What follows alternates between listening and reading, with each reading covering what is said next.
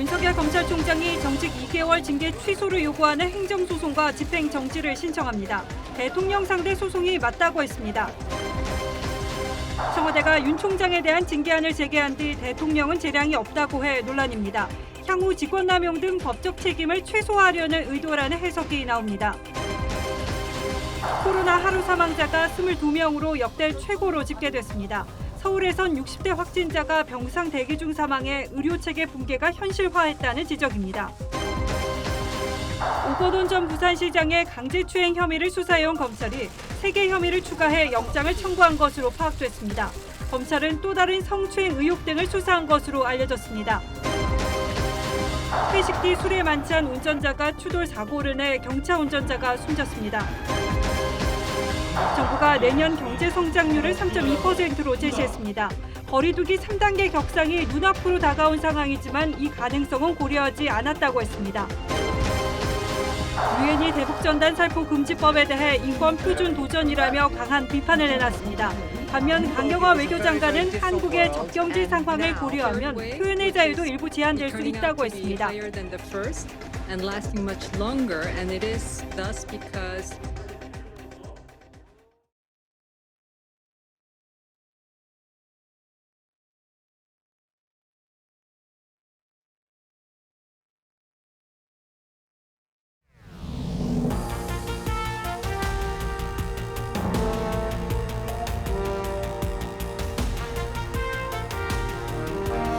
안녕하십니까. 뉴스9의 신동욱입니다. 윤석열 총장 징계를 강행한 추미애 장관은 사의를 밝히고 오늘 휴가를 떠났습니다. 그리고 윤 총장은 예고했던 대로 곧바로 법적 대응에 나섰습니다. 검찰총장에게 2달 정직이란 돌이킬 수 없는 피해의 시간이 될 수 있다며 징계의 효력을 정지시켜달라고 법원에 호소했습니다. 문재인 대통령이 징계를 최종 체가했다는 점에서 이제부터는 대통령 대 윤석열의 싸움이 시작됐다는 분석도 있습니다. 대통령이 임명한 검찰총장이 대통령의 징계에 불복해 소송을 하는 초유의 사태가 벌어진 겁니다. 여권으로서는 이제 더 이상 물러설 곳이 없습니다. 오늘은 한송원 기자가 먼저 보도하겠습니다. 윤석열 검찰총장은 징계를 받아들이지 못하겠다는 뜻을 분명히 했습니다. 정직 2개월 처분을 임시로 중단해달라는 집행정지 소송과 징계 처분을 아예 취소해달라는 본안 소송을 서울행정법원에 접수할 계획입니다. 윤 총장 측은 정직 처분으로 인해 주요 수사에 공백이 발생한다며 법원에 신속한 판단을 요구했습니다. 윤 총장 측은 총장이 준비해온 검경 수사권 조정 관련 시스템도 정비해야 한다면서 검찰총장 직무정지는 나중에 월급 보전으로 회복할 수 있는 손해가 아니라고 강조했습니다. 징계위 내내 논란이 제기됐던 절차적 위법 논란도 적극적으로 주장할 예정입니다. 윤 총장 측은 문재인 대통령과의 대립구도라는 해석에 대해 대통령에 대한 소송은 맞지만 정치적인 의미는 아니며 헌법과 법치주의에 대한 훼손에 대해 대응하는 것일 뿐이라고 말했습니다. 윤 총장 징계 확정 직후 사의를 표한 추 장관은 오늘 연가를 내고 출근하지 않았습니다. 추 장관이 당장 물러날 가능성은 적다는 게 법조계 안팎의 분석입니다. 후임 장관을 물색하기 위한 시간도 필요한 데다 공수처 출범과 1월 중에 있을 검찰 정기 인사까지는 추 장관이 마무리할 가능성도 있습니다. 청와대 국민청원에는 검찰개혁을 위해 추 장관을 재신임해야 한다는 글이 올라왔고 4만 명이 동의했습니다. TV조선 한송원입니다. 어제 대통령이 윤 총장에 대한 징계안을 제거한 뒤에 청와대는 이런 설명을 했습니다. 다시 들어보겠습니다.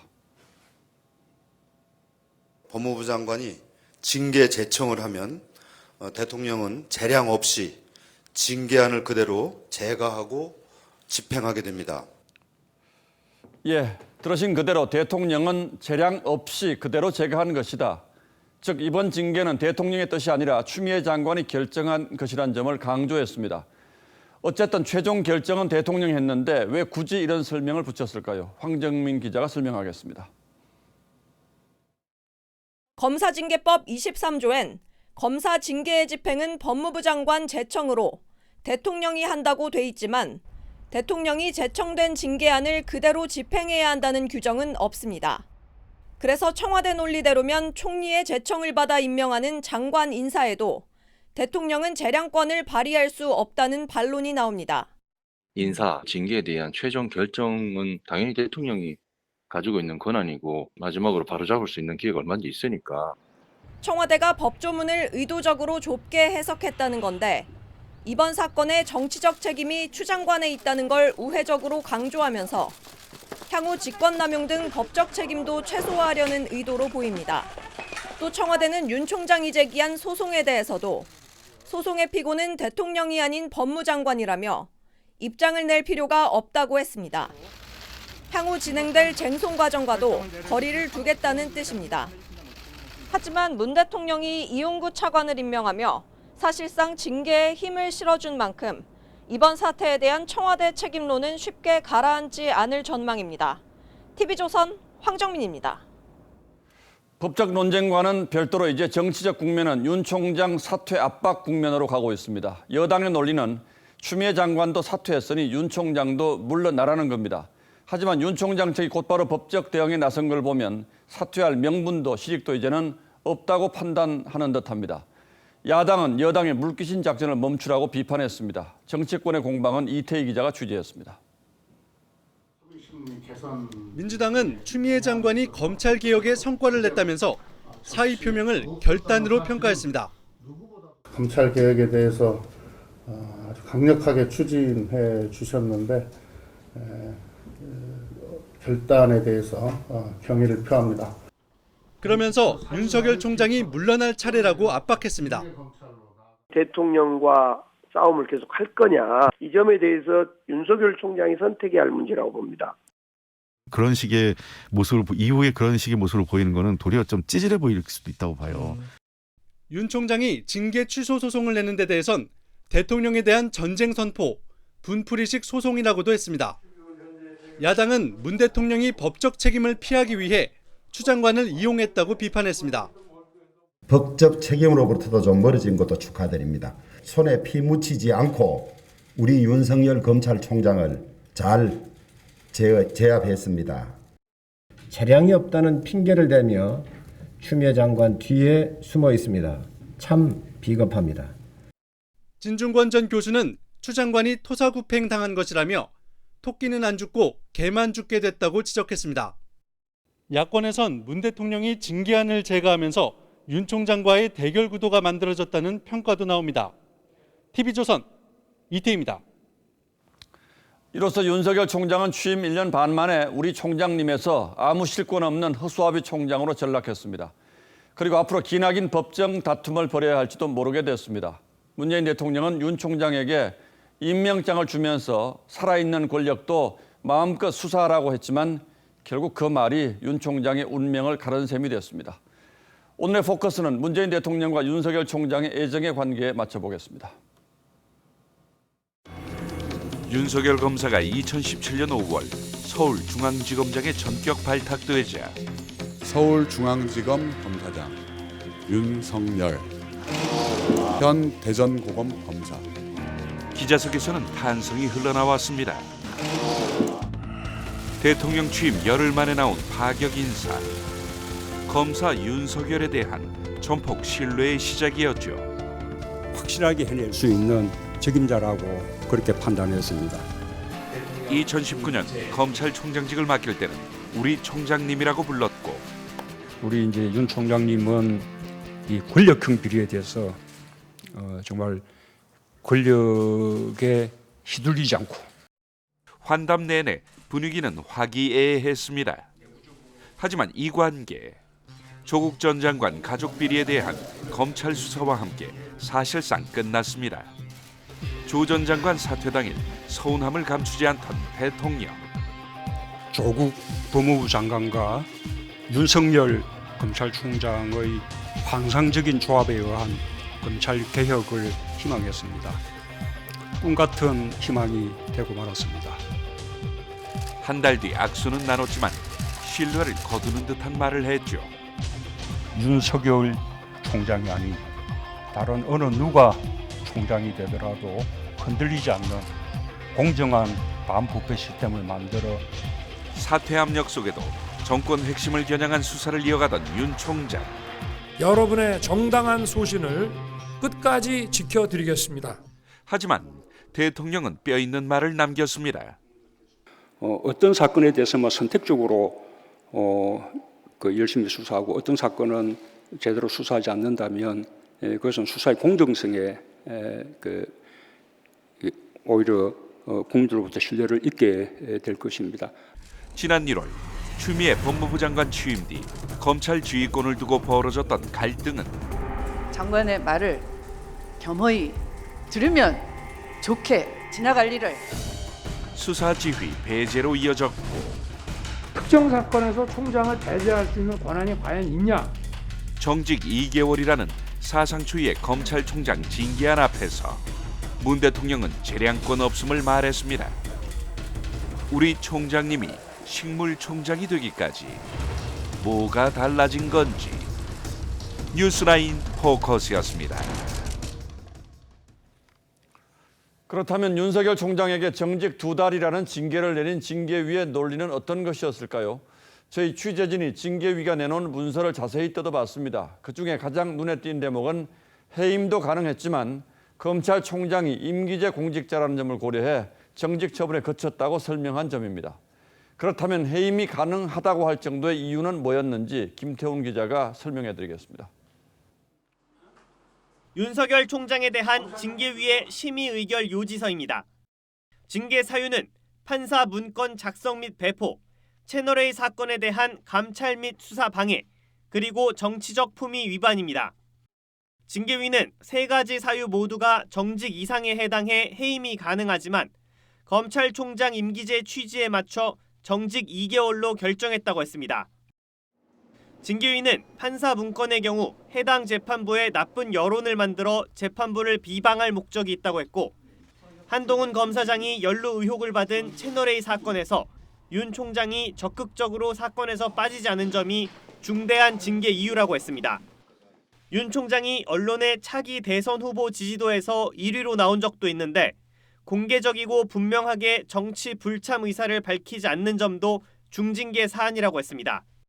사회와 국민들을 위해서 어떻게 봉사할지 그런 방법은 좀 천천히 퇴임하고 나서 한번 생각해 보겠습니다. 윤 총장 측은 징계 혐의 모두가 사실 무근이라고 일관되게 주장했기 때문에 향후 소송에서 공방이 불가피합니다. TV조선 김태훈입니다. 윤 총장의 중징계 결정에는 추미애 장관과 호흡을 맞추면서 대신 윤 총장과는 갈등 관계였던 검사장 4인방의 역할이 결정적이었다는 후일담이 나오고 있습니다. 일부 검사들은 특정 검사장을 겨냥해 원색적인 표현으로 비난하기도 했는데 차기 총장이나 중앙지검장 후보로도 거론되는 이른바 반윤석열 4인방이 누군지 또 어떤 역할을 했는지 이채연 기자가 취재했습니다. 반윤석열 4인방의 핵심은 심재철 법무부 검찰국장입니다. 윤 총장 징계 사유인 판사 문건 제보자로 지목됐고 징계위 곳곳에서 핵심 역할을 했습니다. 1차 회의에서 윤 총장이 신청한 징계위원 기피 신청 표결 때 기각 정족수를 채워준 뒤 사퇴했고 2차 회의에서는 윤 총장은 사조직 두목에 어울린다. 검사들이 판사 문건으로 여론 재판을 주도해왔다는 내용의 의견서를 징계위에 냈습니다. 징계 결정에서 기권을 던졌지만 징계위 정족수를 채워줬다는 점에서 신성식 대검 반부패부장의 역할도 적지 않았습니다. 이정현 대검 공공수사부장과 김관정 동부지검장도 의견서나 관련 문서를 냈습니다. 이 문서는 채널A 사건 수사방해 혐의에서 윤 총장에게 불리하게 작용한 것으로 알려졌습니다. 이복현 대전지검 부장검사 등 일선 검사들은 3명의 진술서를 공개하라고 요구했습니다. 김유철 원주지청장은 스스로 생각하기를 포기한 검사만큼 치명적인 사회악은 없다며 직위는 남겠지만 2027년 12월 15일까지 지용문이 열렸다고 했습니다. 직권남용죄 공소시효가 7년인 점을 지적한 겁니다. TV조선 이채연입니다. 코로나19 신규 확진자는 이틀 연속으로 1,000명을 넘었습니다. 서울에서만 420명으로 지금까지 가장 많은 확진자가 쏟아졌습니다. 심각한 문제는 사망자가 급속히 늘고 있다는 사실입니다. 오늘 하루 사망자가 22명으로 최다 기록을 세웠고 서울에서는 집에서 사흘을 대기하던 확진자가 숨지는 일도 벌어졌습니다. 이제 서울에 남은 중환자 병상은 단 하나뿐입니다.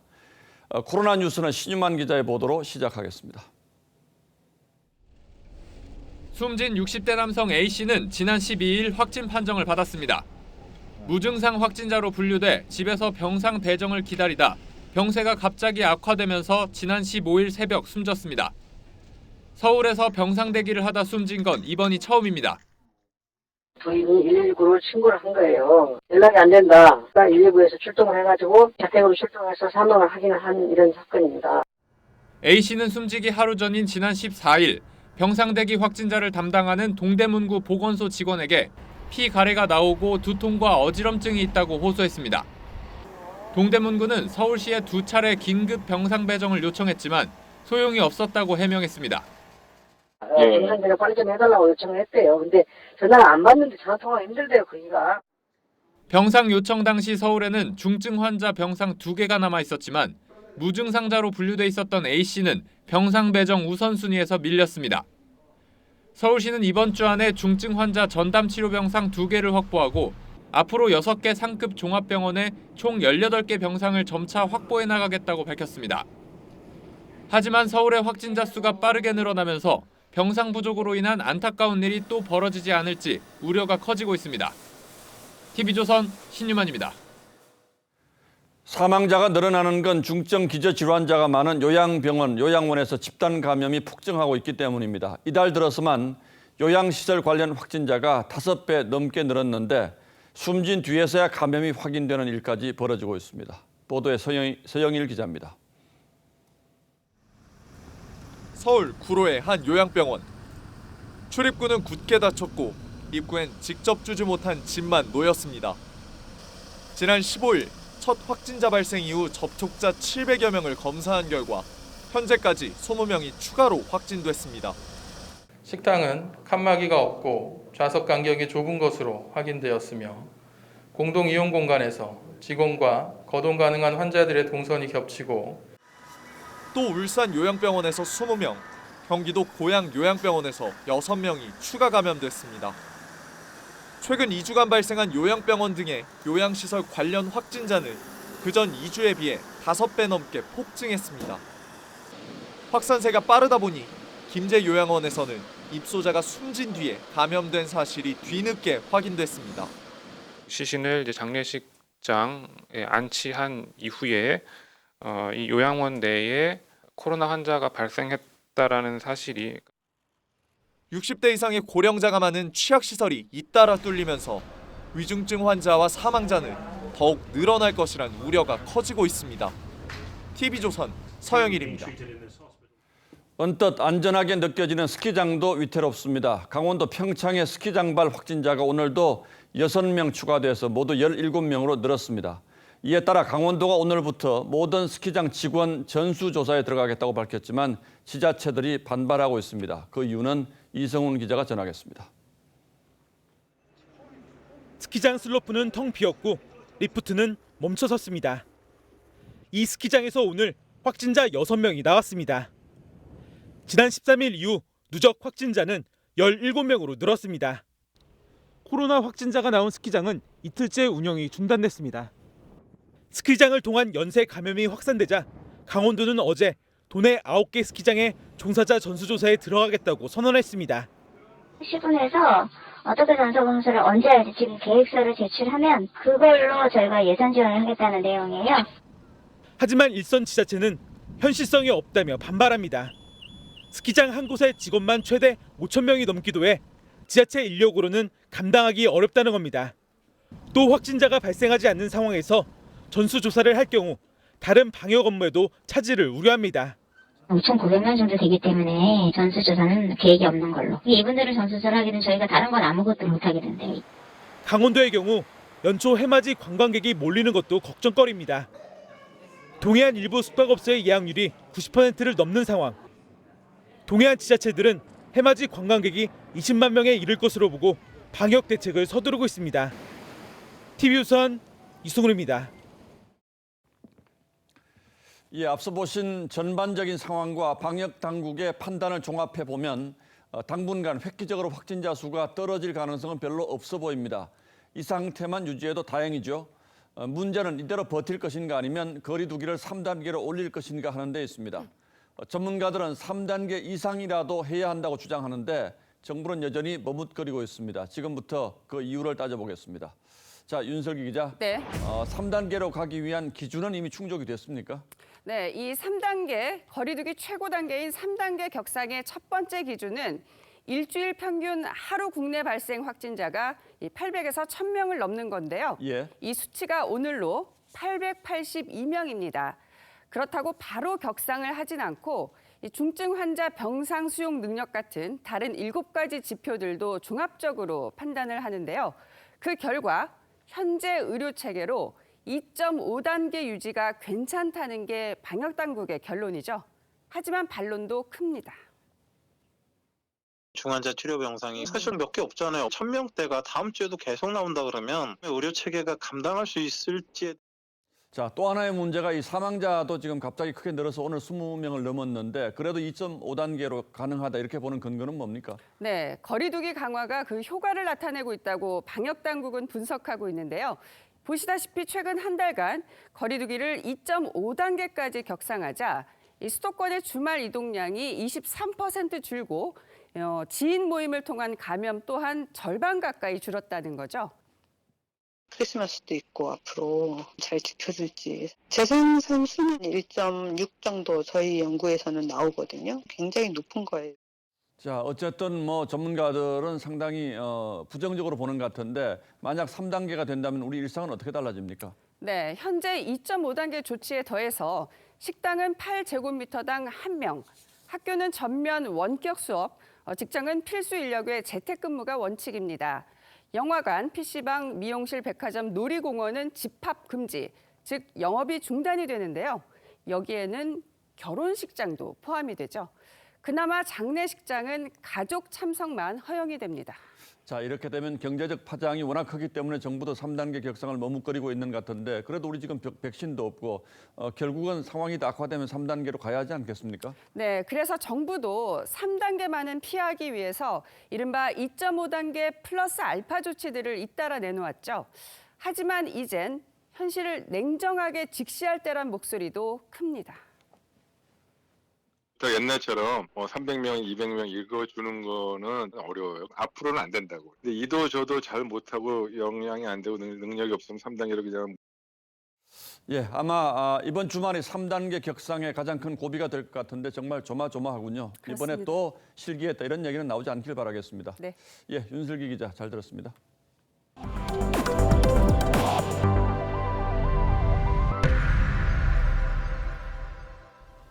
검찰이 3개월 만에 오거돈 전 부산시장에 대해 구속영장을 재청구해 그 배경에 관심이 쏠립니다. 특히 기존 강제추행 혐의 외에 3가지 혐의를 추가해서 영장을 청구한 것으로 파악이 됐는데요. 또 다른 여직원 성추행 사건과 관련된 단서를 포착한 것으로 알려졌습니다. 하동원 기자의 보도입니다. 검찰이 오거돈 전 시장에 대해 적용한 혐의는 강제추행죄 등 4가지입니다. 검찰은 오 전 시장 사퇴 당시 의혹이 제기됐던 또 다른 직원에 대한 성추행 사건과 관련된 단서를 포착한 것으로 알려졌습니다. 넉 달 전 관련 의혹을 수사했던 경찰은 혐의 입증에 실패했습니다. 해당 여직원은 지난 2018년쯤 오 전 시장에게 성추행을 당한 뒤 지난해 초 퇴사한 것으로 전해집니다. 검찰은 지난 8월 경찰로부터 오 전 시장에 여직원 강제추행 사건을 넘겨받은 뒤 보강 수사를 벌여왔습니다. 검찰은 지난달 피해 여성이 근무했던 부산시청의 사무실을 압수수색하면서 성추행 사건과 관련된 기록 등을 확보한 것으로 전해집니다. 지역 법조계에서는 오 전 시장에 대해 구속영장이 재청구된 것을 두고 검찰이 또 다른 성추행 사건을 입증할 만한 단서를 포착했을 가능성이 높을 것으로 보고 있습니다. 검찰의 구속영장 재청구 소식이 알려지자 지난 4월 오 전 시장에게 강제추행을 당한 피해 여성은 오거돈 전 시장을 구속해달라는 탄원서를 법원에 제출할 것이라고 밝혔습니다. 여성단체는 내일 영장실질심사가 열리는 법원 앞에서 오 전 시장의 엄벌을 요구하는 시위를 벌일 계획입니다. TV조선 하동훈입니다. 회식 뒤 술에 만취한 운전자가 추돌 사고를 내 앞차 운전자가 숨졌습니다. 음주운전에 일말의 아량을 베풀 수 없는 건 당연할 테고 또 하나 이 코로나 확산세에 방역당국이 모임과 회식 자제를 호소한 게 이 사고에만큼은 공허하게 됐습니다. 강석 기자가 취재했습니다. 구겨진 경차가 불길에 휩싸였습니다. 경차는 형체를 알아볼 수 없을 정도로 심하게 부서졌습니다. 소방대원들은 운전자를 구조하기 위해 차문을 여느라 안간 힘을 씁니다. 화재 당시 경차 운전자를 구조하기 위해 주변 차량 운전자들이 화재 진압에 나섰지만 역부족이었습니다. 차가 좀 불타고 있더라고요. 제가 또 대리운전하고 있어가지고 그 앞차에 운전 그 앞에 차주하고 우리 옆에 손님하고 가는데 화재 진압을 했었어요. 사고가 난 건 어젯밤 9시쯤. 40대 남성 A씨는 지인들과 회식 자리에서 술을 마신 뒤 차를 몰다 수도권 제2외곽순환고속도로 북항터널에서 앞차를 들이받았습니다. 피해 차량 운전자 40대 여성은 현장에서 숨졌습니다. 가해 차량 운전자 A씨는 당시 혈중 알코올 농도가 면허 취소 수준인 0.08%를 넘었습니다. 음주운전은 인정을 하죠. 제들하고 회식을 하고 이제 기가 중에 사고 났다. 졸음운전을 한 것 같다. 경찰은 A씨를 현행범 체포하고 윤창호법을 적용해 구속영장을 신청했습니다. TV조선 강석입니다. 보호자가 없는 집에서 불이 나 초등학생 형제가 참변을 당한 일 기억하실 텐데요. 오늘 또 비슷한 일이 있었습니다. 어린 자매만 남겨진 집에서 조리 중 불이 난 건데 이웃 주민의 발빠른 대처로 큰 화는 피했습니다. 김다로 기자가 당시 상황을 주민들에게 들었습니다. 어린 자매 2명이 다급히 건물을 빠져나옵니다. 아래층 상가 주인은 자매를 가게 안으로 재빨리 대피시킵니다.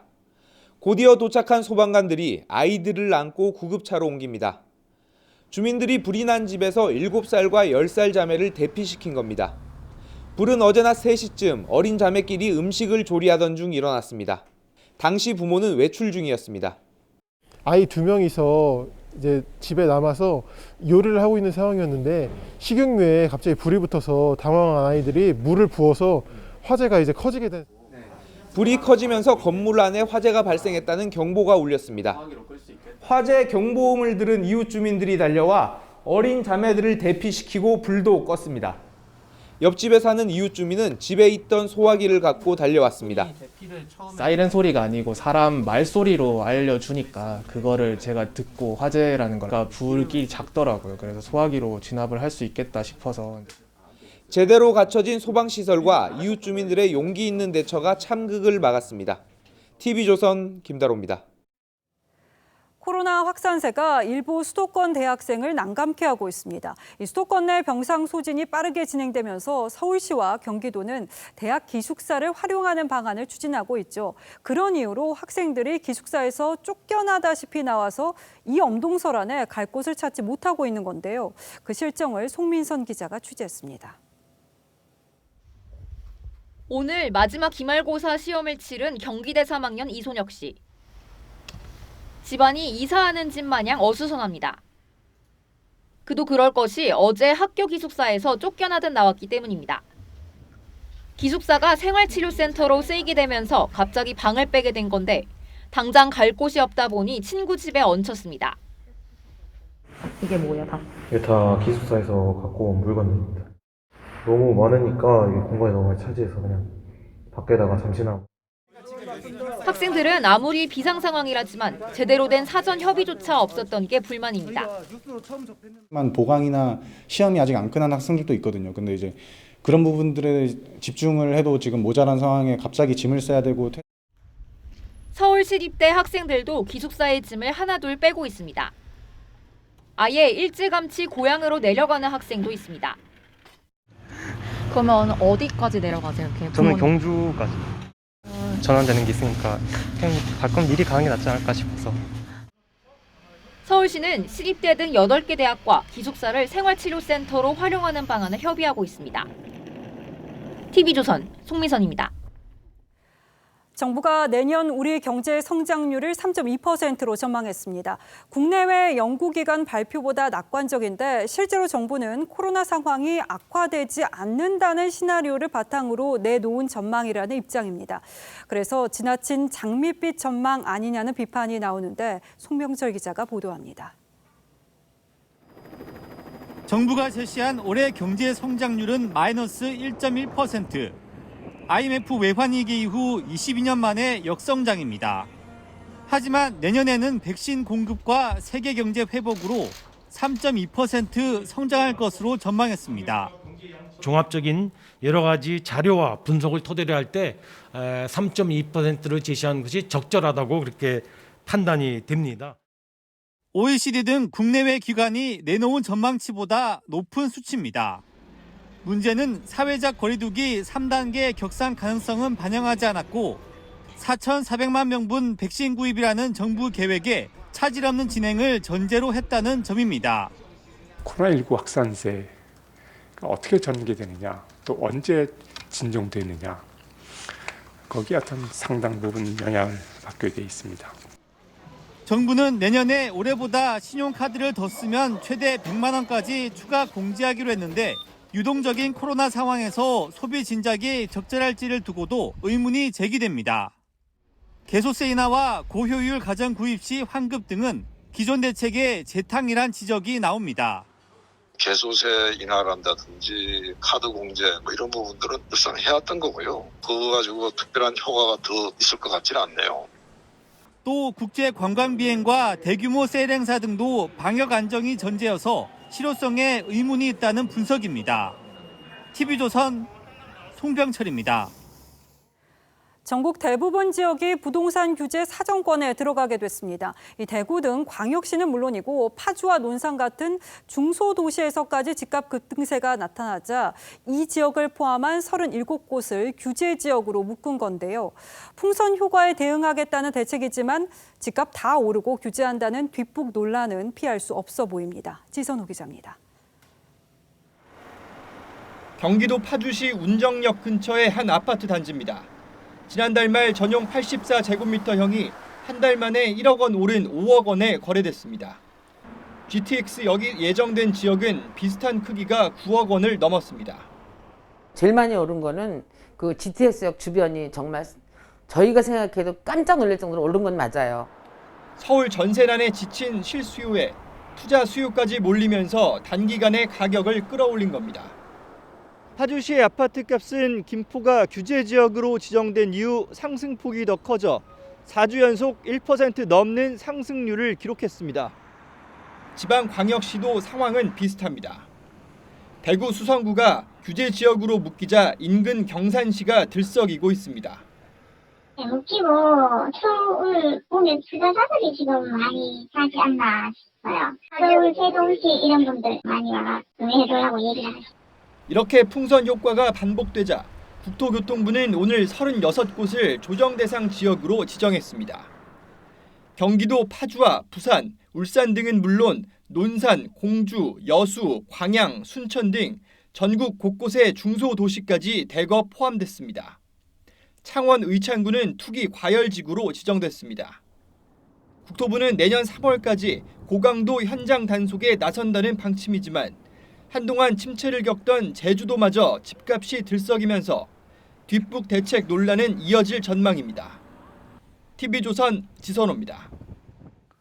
다음 뉴스입니다. 문재인 대통령의 국정 수행에 대한 부정평가가 60%에 육박하며 정권 출범 이후 최고치를 기록했습니다. 특히 눈에 띄는 건 여권의 지지세가 특별히 강했던 호남 지역에서 적극 지지층이 절반까지 줄면서 지지 열기가 눈에 띄게 식고 있다는 점입니다. 아시는 것처럼 호남 민심은 차기 대선에서 큰 변수가 될 수 있기 때문에 정치적 의미가 적지 않습니다. 이채림 기자가 이 여론조사 결과를 분석했습니다.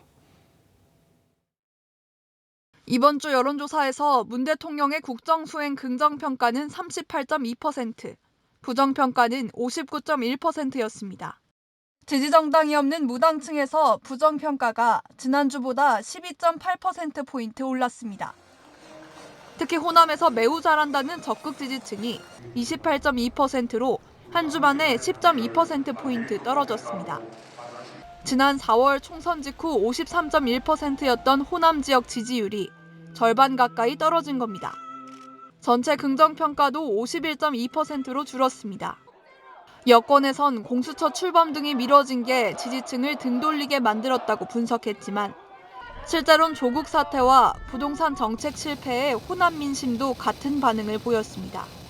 지난 2017년 출범 직후 63.5%였던 호남 지역 적극 지지층 지지율은 조국 사태가 한창이던 지난해 10월 40.6%, 그리고 부동산 가격이 출렁였던 지난 7월엔 36.7%로 내려갔습니다. 전문가들은 이른바 윤석열 찍어내기도 영향을 주고 있는 것으로 분석했습니다. 중도층에서 먼저 떨어지고 강한 지지층에서 따라서 떨어지는 현상을 보입니다. 어제 실시된 윤 총장 징계에 대한 조사에선 징계가 강하다는 응답이 49.8%로 절반에 육박했습니다. 약하다는 응답은 34%였습니다. TV조선 이채리입니다. 야당이 김여정 하명법이라고 비판하는 대북 전단 금지법에 대한 국제사회의 차가운 시선이 심상치 않습니다. 유엔은 국제인권 표준에 대한 도전이라고 규정하기까지 했습니다.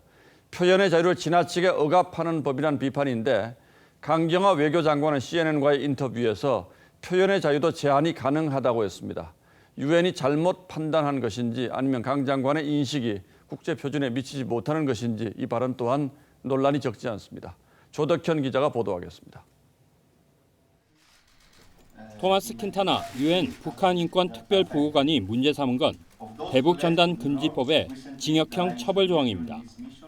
접경 지역에서 대북 전단 등을 살포하면 3년 이하의 징역까지 처할 수 있다는 내용인데 킨타나 보고관은 민주사회의 주춧돌인 표현의 자유를 징역형으로 처벌하는 건 지나치며 전단 등과 같은 포괄적 표현은 판단 재량을 금지한 국제인권표준에 대한 도전이라고 비판했습니다. 유엔의 인권표준을 정면으로 위반했다는 것이어서 국제사회에도 파장이 컸습니다. 그러자 통일부가 이례적으로 실명까지 거론하며 유감을 표했습니다. 강경화 외교부 장관은 오늘 CNN 인터뷰에서 대북 전단 금지법이 미국 의회에서 비판받고 있다는 질문에 적극 반박했습니다. Freedom of expression. It's not absolute. It can be limited. 강 장관이 근거로 삼은 건 국가 안보 등을 위하여 법으로 제한할 수 있다는 국제 규약입니다. 하지만 앞서 크리스 스미스 미 하원 의원은 자유를 무시하고 북한을 묵인하는 것은 한국 헌법과 국제 규약을 명백히 위반한 것이라고 비판했습니다. TV조선 조덕현입니다. 미국에서도 화이자 백신의 알레르기 부작용이 보고됐습니다. 그래도 백신을 맞는 게 낫다는 걸 보여주기 위해서 바이든 당선인은 공개적으로 접종받을 예정입니다. 마크롱 프랑스 대통령은 조금 전 확진 판정을 받았습니다. 워싱턴 최우정 특파원입니다. 화이자 백신을 맞은 알래스카의 의료인 2명이 응급실로 옮겨졌습니다. 접종한 지 10분 만에 부작용이 나왔습니다. 남성은 현기증을 호소하다 퇴원했지만 여성은 아직 입원 중입니다. Her heart rate was elevated, and she had a red flushed rash over her face and torso. 모든 백신엔 어느 정도의 부작용이 있지만 심각한 건 아니라며 보건당국은 접종을 독려하고 있습니다.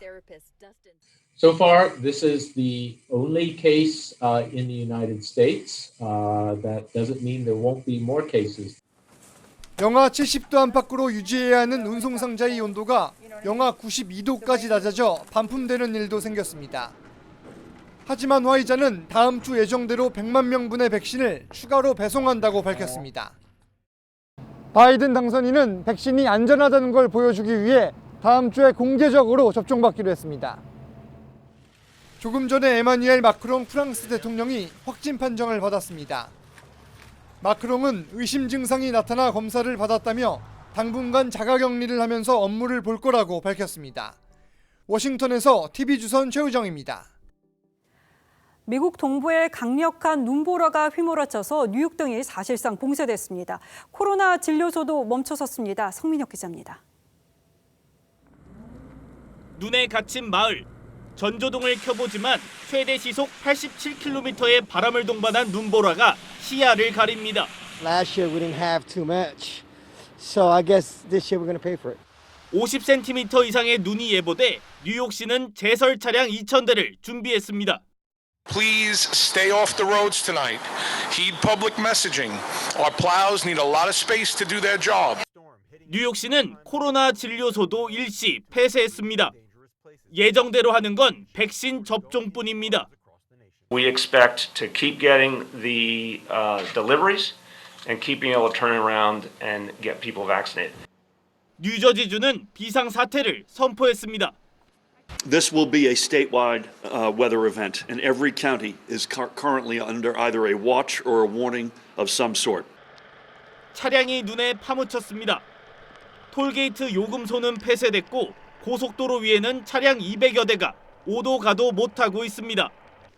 당국은 꼼짝없이 발이 묶인 운전자들에게 비상식량을 제공했습니다. 철길도 삼켰습니다. 멈춘 전동차의 절반 높이까지 눈이 쌓였습니다. 일본 중북부 군마현 후지와라엔 오전 11시까지 2m 3cm의 폭설이 쏟아졌습니다. 지금도 눈이 내리고 있습니다. TV조선 성민혁입니다. 최근 아마존이 자율주행 로봇 택시를 선보였죠. 국내에서는 운전에 주차까지 해주는 자율주행이 세계 최초로 개발됐습니다. 이정민 기자입니다. 운전대가 혼자 이리저리 움직입니다. 신호가 바뀌면 멈추고 좁은 건물 입구도 척척 진입합니다. 휴대폰을 통해 원하는 주차 지점을 선택하면 이렇게 운전자가 지정한 공간으로 와서 자율 주차를 해줍니다. 국내 통신사가 한양대와 손잡고 개발한 세계 최초의 5G 기반 자율주행 주차 기술입니다. 5G를 이용할 경우에는 지연성이 매우 줄어들기 때문에 정보를 실시간으로 주고받아서 저희들이 정확한 위치를 찾아가서 자동으로 주차하는. 호텔 객실에서 물품을 요청하면 물 갖다 줘. 무료 생수 1개 요청하시겠습니까? 직원 대신 자율주행 로봇이 엘리베이터를 타고 객실로 와서 전달해 줍니다. 편의점도 물건을 로봇이 배송해주는 서비스가 처음 도입됐고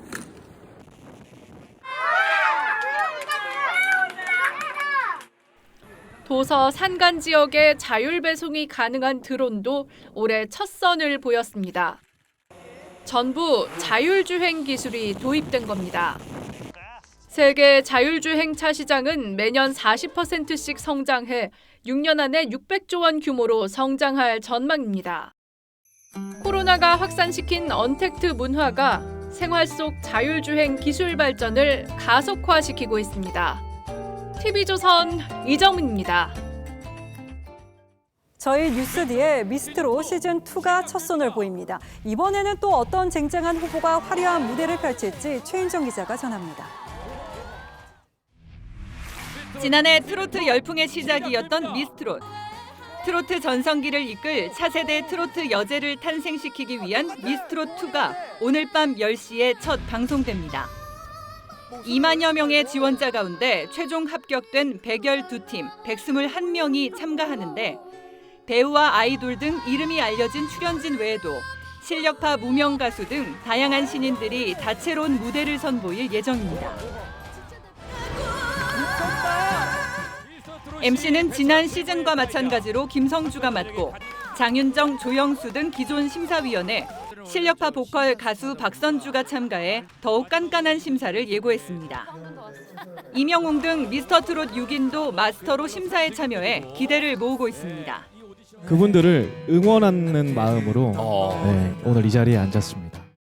즐기는 분에게 저는 합주를 부르도록 하겠습니다. 지난 시즌 최고 18%로 매회 시청률을 경신했던 미스트롯이 이번 시즌에는 또 어떤 기록을 쏟아낼지도 관심입니다. 전 국민에게 눈물과 웃음의 감동을 선사할 미스트롯2. 매주 목요일 밤 10시 안방극장을 뜨겁게 달굴 예정입니다. TV조선 최윤정입니다. 조선일보가 주최하는 제11회 위국헌신상 시상식이 국방부 본청에서 열렸습니다. 위국헌신상은 작년 8월 지뢰 폭발로 한쪽 발이 절단된 상황에서도 병사의 안전을 지킨 이준 해병 대위를 비롯해 김정근 육군 5사단 중령, 맹순주 의무사 중령, 이병진 해군 특수전 전단 원사, 이형재 공군 17 비행단 대령 등 5명이 수상했습니다. 특별상은 고 김원중 육군 54단 상사, 고 반치문 해병 2사단 준위가, 한미동맹상은 육군 피터 호 주한미군 육군 대령이 받았습니다.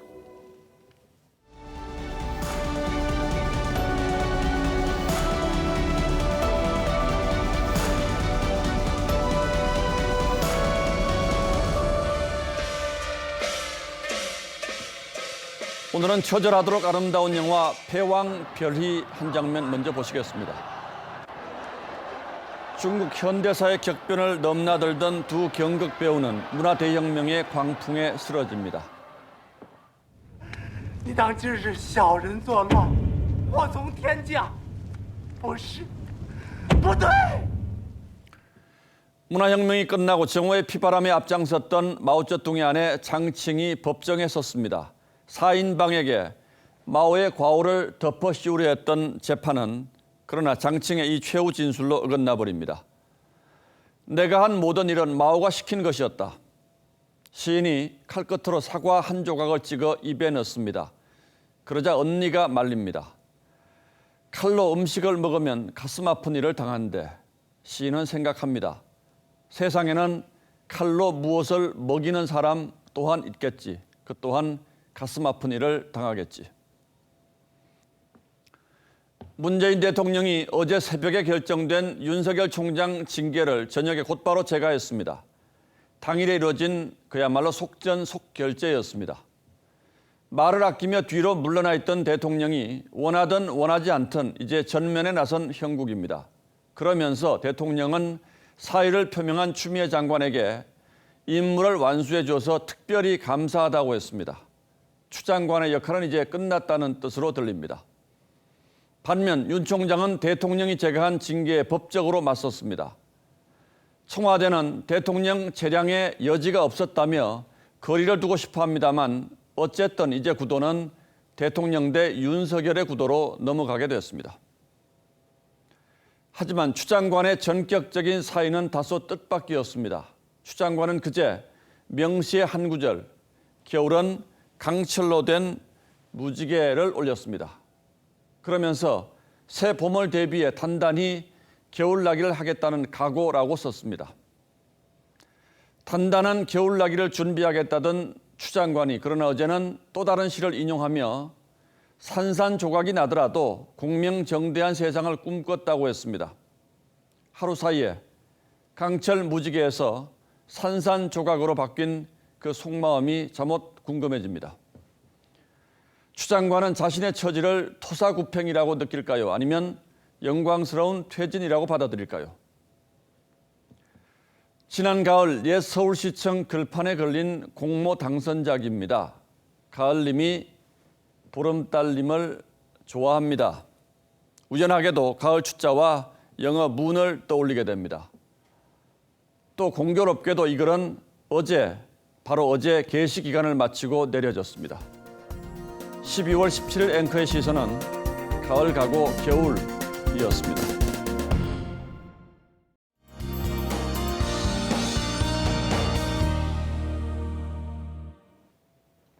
밤사이 중부 지역에 적지 않은 눈이 내리겠습니다. 벌써 눈이 시작된 곳도 있는데요. 경기 남부와 강원 영서 남부, 충북 북부 지역에는 최고 5cm까지 쌓이겠고요. 그 밖에 중부 대부분 지역은 1에서 3cm, 전북 북부와 경북 북부 지역은 1cm가량이 오겠습니다. 눈은 내일 오전 중으로 대부분 그칠 텐데요.